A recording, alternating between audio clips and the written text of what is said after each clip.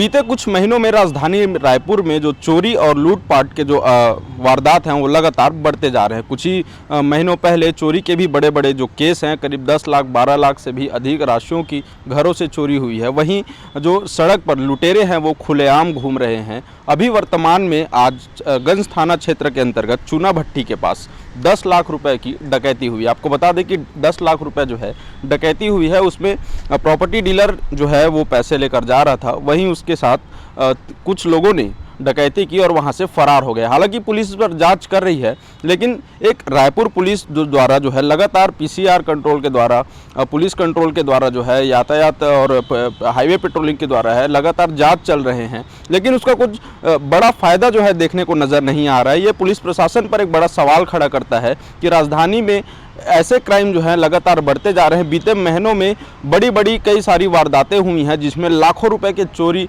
और लूटपाट जैसे घटना शामिल हैं, लेकिन अभी भी राजधानी में कोई बड़ा सफलता है राजधानी पुलिस को नहीं मिल पाई है।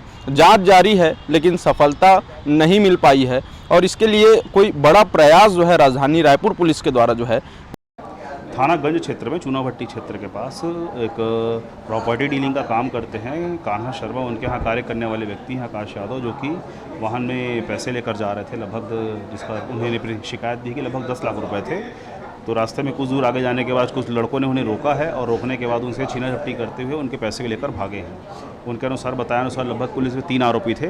प्रकरण में जो पीड़ित है, पीड़ित पक्ष के बताया अनुसार थानागंज में इसमें अपराध कायम किया जा रहा है तथा घटनास्थल पर उपलब्ध जो हमारे तकनीकी साक्ष्य है उसके आधार पर माल और मुलजिम की पतासाजी के प्रयास किए जा रहे हैं। वरिष्ठ पुलिस अधीक्षक रायपुर श्री प्रशांत अग्रवाल सर के निर्देशानुसार शहर में सुरक्षा व्यवस्था के मद्देनजर रेलवे स्टेशन में जो जीआरपी की टीम है, आरपीएफ की टीम है और रायपुर पुलिस की जो टीम है, उसके संयुक्त अभियान चलाते हुए रेलवे स्टेशन परिसर में और तत्काल समय में आने वाली जो ट्रेनें हैं और परिसर के बाहर जो है यात्रियों, सामानों इत्यादि की तस्दीकी और चेकिंग की गई है।